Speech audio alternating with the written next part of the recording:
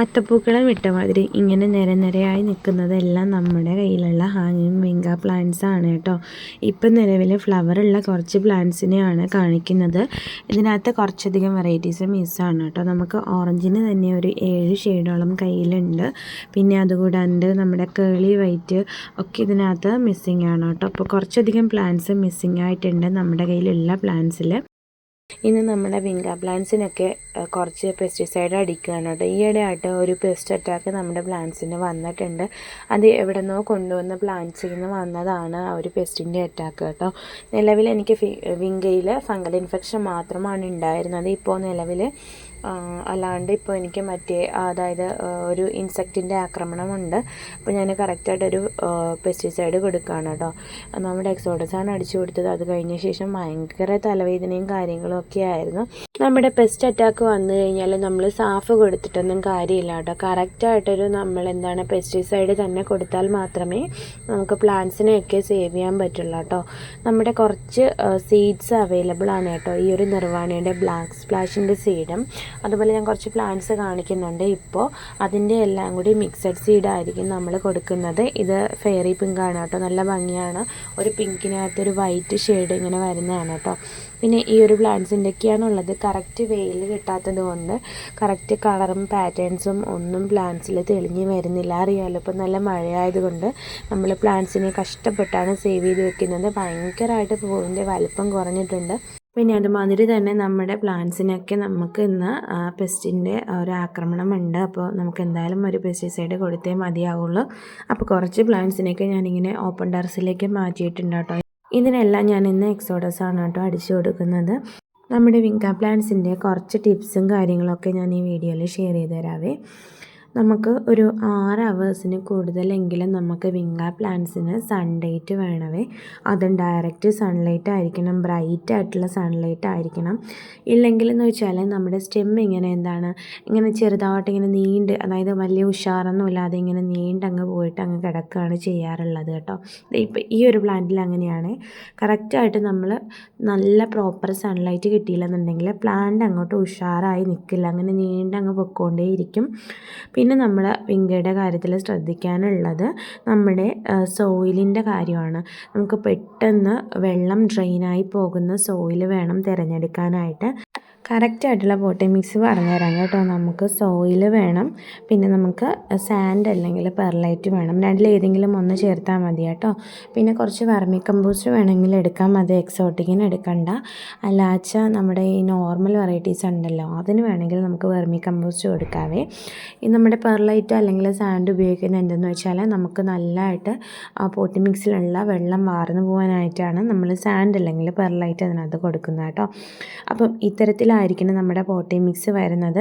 ചാണകപ്പൊടിയോ അല്ലെങ്കിൽ ചകിരിച്ചോറോ ഒന്നും ചേർക്കണ്ട. ഇപ്പം നല്ല മഴയാണ്, അപ്പോൾ അതൊക്കെ ഒന്ന് സ്കിപ്പ് ചെയ്യാം കേട്ടോ. പിന്നെ ട്രീറ്റഡ് ആയിട്ടുള്ള എന്തെങ്കിലും വേണമെങ്കിൽ നിങ്ങൾക്ക് ചേർക്കാം, അതൊക്കെ ഓപ്ഷണലാണ്. അതൊക്കെ നിങ്ങളുടെ ഇഷ്ടത്തിന് വേണം ചേർക്കാനായിട്ട്. പിന്നെ നമുക്ക് നോക്കാനുള്ളത് വാട്ടറിങ് ആണ് കേട്ടോ. നമുക്ക് നമ്മുടെ ടോപ്പ് സോയിൽ ഡ്രൈ ആകുമ്പോൾ മാത്രമായിരിക്കണം നമ്മൾ വെള്ളം കൊടുക്കുന്നത്. അല്ലാതെ നമ്മളിങ്ങനെ കോരി ഒഴിക്കേണ്ട. വിങ്കയ്ക്ക് സാധാരണയായിട്ട് ഒരു തവണയൊക്കെ വെള്ളം കൊടുത്താൽ മതിയാവും കേട്ടോ. നല്ല ഉണക്കത്തൊക്കെ ആകുമ്പോൾ ഒരു തവണയൊക്കെ വെള്ളം കൊടുത്താൽ മതി. സോയിലിൻ്റെ ഡ്രൈനെസ് നോക്കിയിട്ട് വേണം വെള്ളം കൊടുക്കാനായിട്ട്. പിന്നെ നമുക്ക് ഫെർട്ടിലൈസറിൻ്റെ കാര്യം പറഞ്ഞു തരാവേ. നമുക്ക് വേണമെങ്കിൽ വെർമി കമ്പോസ്റ്റ് കൊടുക്കാം. ഈ പറഞ്ഞ കൂട്ടിന് എക്സോട്ടിക്കിനൊക്കെ ആണെങ്കിൽ കൊടുക്കേണ്ട, അതാണ് നല്ലത്. അല്ലെങ്കിൽ നമുക്ക് ബാലൻസ്ഡ് ആയിട്ടുള്ള ഒരു ലിക്വിഡ് ഫെർട്ടിലൈസർ കൊടുത്തു നോക്കാം. പിന്നെ നമുക്ക് പൊട്ടാസ്യം ഹ്യൂമേറ്റ് കൊടുക്കാം കേട്ടോ. മാസത്തിൽ ഒരു തവണ നമുക്ക് പൊട്ടാസ്യം ഹ്യൂമേറ്റ് കൊടുക്കാം. പിന്നെ വരുന്നതെന്ന് പറഞ്ഞാൽ നമ്മൾ ബുഷിയറായിട്ട് നമ്മുടെ പ്ലാന്റ് വരണമെങ്കിൽ നമ്മൾ കറക്റ്റായിട്ടും അതിനെ പ്രൂൺ ചെയ്തിരിക്കണം. ഒരു 2-3 ലീവ്സ് ഇങ്ങനെ വലുതായി വരുന്തോറും അതിനെ കറക്റ്റായിട്ട് നമ്മൾ പ്രൂൺ ചെയ്തിരിക്കണം.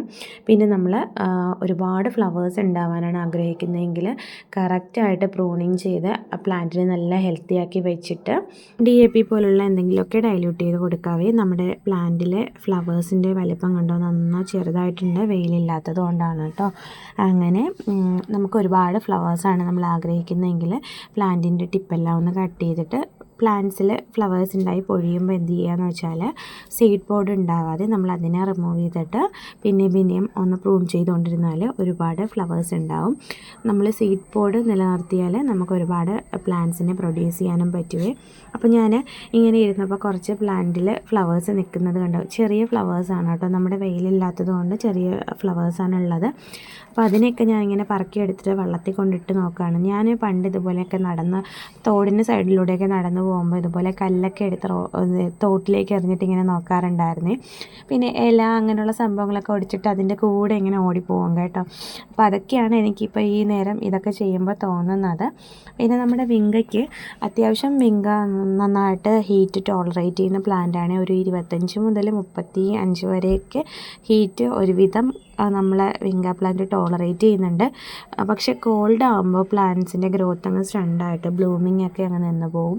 അപ്പോൾ ഒരുവിധം നമ്മുടെ പ്ലാന്റ്സ് ഹീറ്റ് സഫർ ചെയ്യുന്ന ഒരു പ്ലാന്റ്സ് തന്നെയാണ്. പിന്നെ കറക്റ്റ് ജെർമിനേഷൻ, സീഡ്സിൻ്റെ ജെർമിനേഷനൊക്കെ നടക്കണമെങ്കിൽ അതിന് അനുയോജ്യമായൊരു കാലാവസ്ഥയും കാര്യങ്ങളൊക്കെ ആയിരിക്കണത്. എൻ്റെ സൗണ്ടിന് ചെറിയൊരു മാറ്റമുണ്ട്, കാരണം ഞാൻ പറഞ്ഞല്ലോ രാവിലെ എക്സോഡസ് അടിച്ച് ഒന്ന് കിറങ്ങിയൊക്കെ കടന്നിട്ട് എഴുന്നേറ്റതാണ്. അപ്പോൾ എനിക്ക് ഭയങ്കര സന്തോഷമുണ്ടായി. നമ്മളെ പ്ലാന്റ്സൊക്കെ ഇങ്ങനെ ഒരുപാട് ഇങ്ങനെ നല്ല ഭംഗിയിൽ ഇങ്ങനെ നിൽക്കുന്ന കാണുമ്പോൾ ഭയങ്കര സന്തോഷമുണ്ട്. എനിക്ക് ഭയങ്കര സന്തോഷമായിരുന്നു ഈ ഒരു വീഡിയോ എടുത്തപ്പം, കാരണം ഇത്രയും പ്ലാന്റ്സ് നിൻ്റെ കയ്യിലുണ്ടെന്ന് ഞാൻ അറിഞ്ഞത് തന്നെ ഇപ്പോഴാണ്. എന്നിട്ട് കൂടിയും ഇതിൽ ഒരുപാട് കളേഴ്സ് മിസ്സിങ് ആണ് കേട്ടോ. നമ്മുടെ ലാവൻഡറിൽ ഒരു റെഡ് ഡോട്ട് വരുന്നതൊക്കെ ഉണ്ട് കേട്ടോ, അതൊക്കെ മിസ്സിങ് ആണ് ഇതിനകത്ത്. നമ്മുടെ കേളി വൈറ്റ്, പിന്നെ ഏതൊക്കെയോ എനിക്കറിയില്ല കേട്ടോ, ഏതൊക്കെയോ ഒരു വെറൈറ്റി മിസ്സാണ്. പിന്നെ ഒരു ലൈറ്റ് പിങ്കിനകത്ത് വൈറ്റ് വരുന്നതുണ്ട്, ലൈറ്റ് പിങ്ക് വരുന്നതുണ്ട്. അതൊക്കെ പ്ലാന്റൊക്കെ പോയി നിൽക്കുകയാണ് കേട്ടോ. അതൊന്നും കിട്ടുമെന്ന് അറിയില്ല. നിലവിൽ ആ ലാവൻഡറിലെ ഡോട്ടുള്ളതൊക്കെ പോയി നിൽക്കുന്ന വെറൈറ്റീസാണ്. ഈ കാണിക്കുന്ന പ്ലാന്റ്സൊക്കെ നമ്മൾ ഒളിച്ച് വെച്ചത് മൂലം നമ്മുടെ മഴവെള്ളവും ഒന്നും വീഴാണ്ട് ഒരുവിധം ഓക്കെ ആയൊക്കെ നിൽക്കുന്നുണ്ട്. ഒരുപാട് നഷ്ടം വന്നത് എനിക്ക് ലാവൻഡർ വൈറ്റിലാണ് കേട്ടോ. ഒത്തിരി പ്ലാന്റ്സ് എൻ്റെ മിസ്സായി പോയിട്ടുണ്ട്.